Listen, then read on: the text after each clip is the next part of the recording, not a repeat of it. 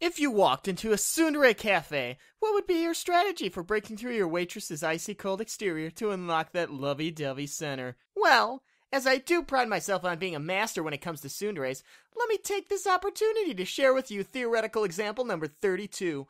I would nonchalantly approach as though I was one of your typical guests. I would say mundane, but who in their right mind would believe a mundane individual would be visiting a Tsundere cafe?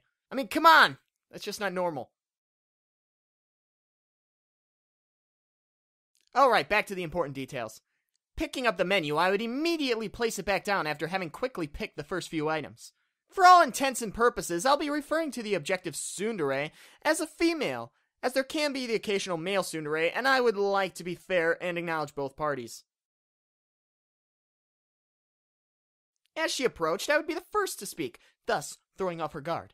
Thank you for your patience. Can I get you anything? Of course, this would sound awkward, as you would think I would be the one being served, and thus, so would she. That's not how it's supposed to go. Stop messing up the order. Yes, I would love to order. What? Oh. Just what will you have? Baka.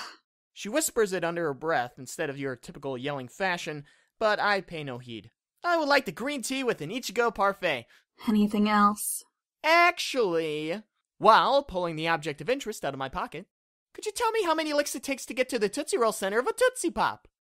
The Tootsie Pop, the ideal personification of the tsundere. Tough on the outside while still appearing pleasing to the eye and tempting to the taste, while soft and succulent on the inside. The question alone proves that it takes patience in order to get through that outer shell. Some might rush into the process, but as a result, they miss out on all that the entirety has to offer.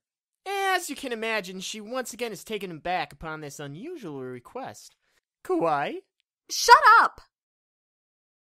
Okay, now that I've had my fun, let's cut to the chase. Considering that you have put aside the reason why tsundere cafes exist, obviously because you like seeing that soon side the most, then the best way to get to that lovey-dovey center, as it was so well put, is to be an idiot.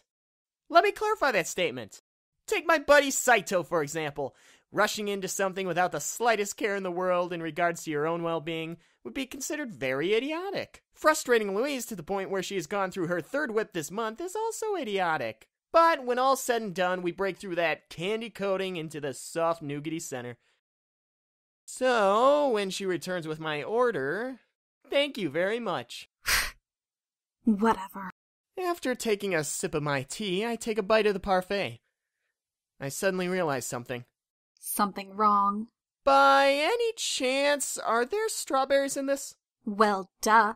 It's an Ichigo parfait. It's kind of in the name, stupid. Oh, so that's what that word means. Why are you asking? Because I'm apparently allergic to Ichigos.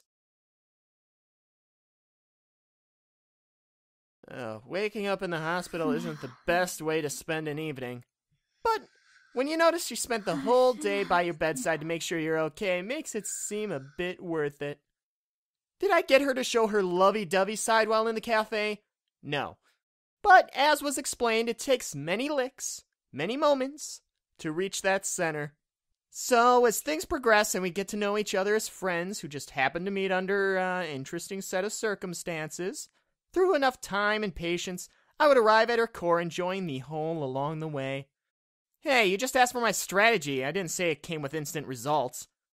But if you're like me and can show up at a regular, plain, simple maid cafe at an anime convention, and then get the ultimate natural tsundere to take your order, make sure to remember, tips are best given as melon bread. Lots and lots of melon bread.